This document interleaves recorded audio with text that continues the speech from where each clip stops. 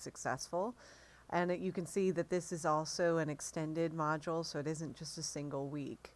When we get into the module, there are a couple of things that students will right away start to look at, and that is going to begin with the student rights and conduct quiz.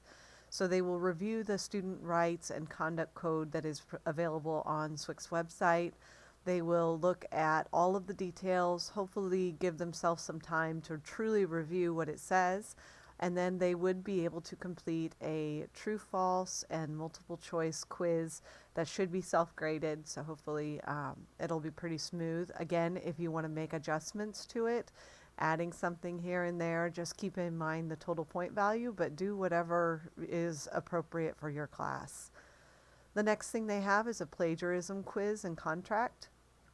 We worked really hard to find one that would work somewhat smoothly for students. So the library and myself did some research, and they actually came out with this fantastic plagiarism quiz that looks great, and I think will make things doable for us in terms of grading. So the point of this one is to understand what plagiarism is and how it can influence the work that the students do. So there's a what that gives a general definition of plagiarism, as well as some interesting posts about some of the top most prevalent plagiarism cases. Then a why as to what the point is of understanding plagiarism and being focused on making sure that they follow the proper procedures and its connection to the student rights and conduct code. Then they are going to be asked to complete and first review the plagiarism guide that was created by Ithaca College, and then they are going to complete 2 parts of the assignment. First, they will do the simple plagiarism knowledge quiz, which is directly linked here. You can see when it pops up, it is a simple 9-question quiz, very straightforward, very, very easy to follow.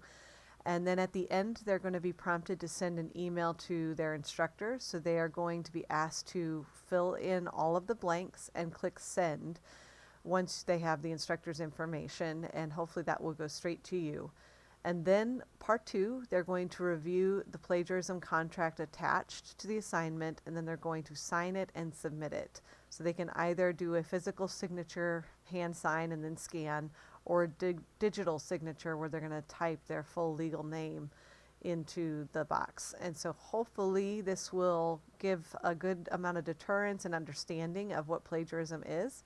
The contract looks as such, and it was adapted from the GSU plagiarism contract and should have everything they need. They should be able to just sign it straight on their phones or on their tablets. But again, you can also always put a Word document version of it on there. Okay? And so that is the plagiarism quiz and contract. Point values being, did you get the email that they sent from completing the plagiarism quiz? And did they sign the plagiarism contract? Then the withdrawal quiz is, again, another another multiple choice and true false that hopefully will help them to be familiar with how they are supposed to follow the withdrawal process, what happens, how it works, what the dates are, and so on. So there's instructions about how to get to the various points in eStorm that will tell you how to withdraw and what dates there are for withdrawing from their classes. So hopefully this is all pretty clear when the student gets involved in it. And then the only requirement they have is to just complete the quiz, and it is a very, very simple quiz. It will take them only a few seconds to complete. The next one on here was one of my favorite assignments to create, and that was the library scavenger hunt quiz. This, I have to give props to our librarians. This was created solely by Jennifer and Samantha and is hilarious. If you get a chance to take the quiz yourself, you will enjoy it. It was quite a blast to type in. I had a hard time actually typing because I was laughing so hard. But it's a great quiz with the sole purpose of giving students information and at the same time reducing library anxiety. You know, this fear of going in and asking for help when a lot of students don't quite know whether that is acceptable and all of that. So they see a lot of anxiety quite frequently, and this quiz was created in order to help reduce that anxiety. and give them some information that is very valuable as well. And then we also have our Disability Veterans and Wellness Quiz that gives some basic information as to how to be aware of some of the services that we have if need be, how to access them, and then some of the links to the correct associations. And then finally, we have our calendar and contact assignment. This one is hopefully going to be used to help students to be very familiar with how to develop a plan, a weekly study plan that really encompasses the rigor of our courses.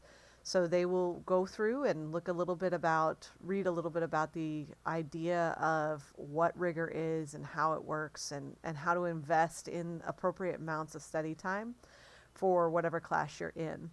And then they will have an opportunity to watch a video about how to plan an effective study timetable, which fits in a way similarly to what their assignment is. And then their assignment is to create a study schedule and to attach a calendar and contact list to that schedule. So they're going to, and I'll open this up real quick, they are going to end up with something like this. This is a sample schedule that I just created with some examples of classes that you might take and how much time should be spent within those classes of outdoor study time or outside study time. So they can also include things like when they're working or when they're sleeping if they want, but this I just included when I'm taking classes and how many hours and what days I plan to study for those. And then down at the bottom, they will include their course names, how many credit hours, how many hours of study that would require, the name of their professor, and that professor's email address. And that way they are easily in contact with their instructor and they know how to get a hold of him or her, and it's a smooth process. I did provide a template and it's in a Word format, so hopefully most students should be able to open it up, but you'll notice that it's a template that is identical to what we just worked on, and the end result should look similar to what I showed you in the sample. So they should be able to just, highlight, change the colors of whatever it is that they're using, that sort of thing. Oops, I'm using the wrong thing. I'm pressing highlight. But fill in whatever colors they need for the time period that they need. And they can dress it up however they wish, but it should be pretty straightforward and simple as to how to complete the information here. And that is this assignment. That should be submitted again by the end of the module. And hopefully it will be pretty straightforward. There's a couple of instructions to add to this, so hopefully they know exactly what they need to be doing. And then also we have something that's not technically due during this particular module, but is made, there's a note made about it in this module, and that is to participate in some form of diversity and inclusion activity. So the Diversity and Inclusion Committee has a link in the calendar page that has everything that is going on during a semester. And their goal here for this assignment is to go attend the event, write the name of the event, the date and time of that specific experience that they went to, and then a brief, maybe 4 or more sentences explanation of the event and its benefit. And then this is due at the end of the semester. So they do not have to complete this during Module 2. They can wait until something pops up that they're really interested in. Say it pops up during Module 6. They can still complete that, do this assignment. They will be reminded about this later on in the class so that they don't forget to submit it, but it is a completion grade. So as long as they do these things and they participate in whatever event they choose that's on the calendar, they should be able to get the points for it. And that is Module 2. So hopefully that makes sense, and we'll get ready to move to the next one.